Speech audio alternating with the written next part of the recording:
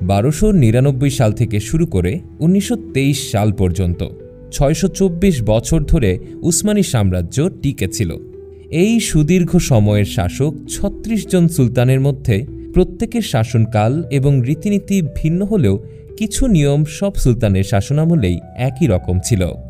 সময়ের প্রয়োজনে উসমানী সাম্রাজ্যে কিছু কাজ এবং আচরণের উপর নিষেধাজ্ঞা আরোপ করা হয়েছিল, যেগুলোর মধ্যে কিছু বিষয় মোটামুটি সব সুলতানের আমলেই নিষিদ্ধ হিসেবে গণ্য হতো।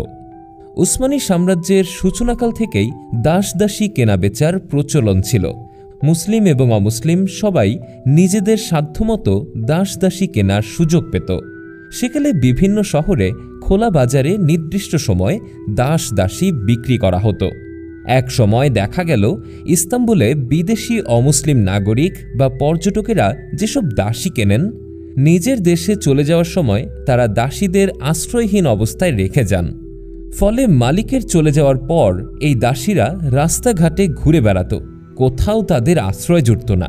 অমুসলিমদের কেনা দাসীদের এমন দুরবস্থা থেকে উদ্ধারে 1559 সালে উসমানী সাম্রাজ্যে এক সুলতানি ফরমান জারি করা হয়, যাতে অমুসলিম কারো কাছে দাসী বিক্রি চূড়ান্তভাবে নিষিদ্ধ করা হয়। উসমানী সাম্রাজ্যে সন্ধ্যার পর সাধারণ মানুষ বিভিন্ন ক্যাফেতে জড়ো হতো। বিভিন্ন বিষয়ে মতবিনিময় এবং আড্ডায় সময় পার করত নগরের অভিজাত শ্রেণী পেশার মানুষ। এসব আড্ডাখানায় কফি পানের পাশাপাশি তামাক সেবনের প্রচলন শুরু হয়। এক পর্যায়ে সুলতান চতুর্থ মুরাদ এক আদেশে সাধারণ মানুষের উন্মুক্ত স্থানে এবং এসব আড্ডাখানায় তামাক সেবন নিষিদ্ধ ঘোষণা করেন। শুধু তাই নয়, বরং তামাক সেবনকারীকে শাস্তি হিসেবে মৃত্যুদণ্ড দেওয়ার বিধান দেন তিনি। উসমানী সাম্রাজ্যের সূচনাকাল থেকে সব শহর এবং অঞ্চলে মদ পান নিষিদ্ধ ছিল।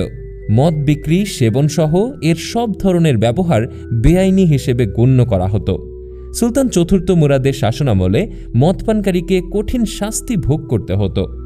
উসমানী সাম্রাজ্যে বেশ কয়েকজন সুলতানের আমলে এশার আজানের পর থেকে ফজরের আজান হওয়া পর্যন্ত সড়কে অনর্থক ঘোরাঘুরি বেআইনি কাজ হিসেবে গণ্য করা হতো। নগর এবং দরবারের সার্বিক নিরাপত্তা সুরক্ষায় এই আইন করা হয়েছিল। রাতে কাউকে অযথা ঘোরাঘুরি করা অবস্থায় পাওয়া গেলে তাকে 1 বছরের কারাদণ্ড দেওয়া হতো। সুলতান মুহাম্মদ আল ফাতে তার শাসনামলে ছোট আকারের গাড়িতে পুরুষ এবং নারীর একসঙ্গে আরোহণ এবং ভ্রমণ নিষিদ্ধ করেন। সুলতান দ্বিতীয় আব্দুল হামিদের শাসনকাল পর্যন্ত এই নিষেধাজ্ঞা বহাল ছিল। নারী পুরুষের অবাধ মেলামেশায় সমাজে যেন কোনো বিরূপ পরিস্থিতির সৃষ্টি না হয়, এজন্যই এই উদ্যোগ নেন সুলতান মুহাম্মদ।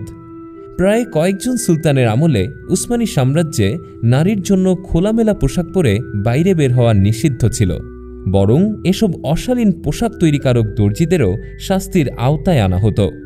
এমন কয়েকটি রীতিনীতি ছাড়া আরও বেশ কিছু বিষয়ে বিভিন্ন সময়ে নিষেধাজ্ঞা জারি করা হতো, যেমন বিদেশি পর্যটকদের উপর উসমানী ঐতিহ্যের পোশাক ব্যবহারে নিষেধাজ্ঞা, যুদ্ধ চলাকালে সাম্রাজ্যের গুরুত্বপূর্ণ বিষয়ে ব্যক্তিগত আলাপচারিতার উপর নিষেধাজ্ঞা, ইস্তাম্বুল শহরের সীমানা দেয়ালের আশেপাশে ভবন তৈরির উপর নিষেধাজ্ঞা ইত্যাদি।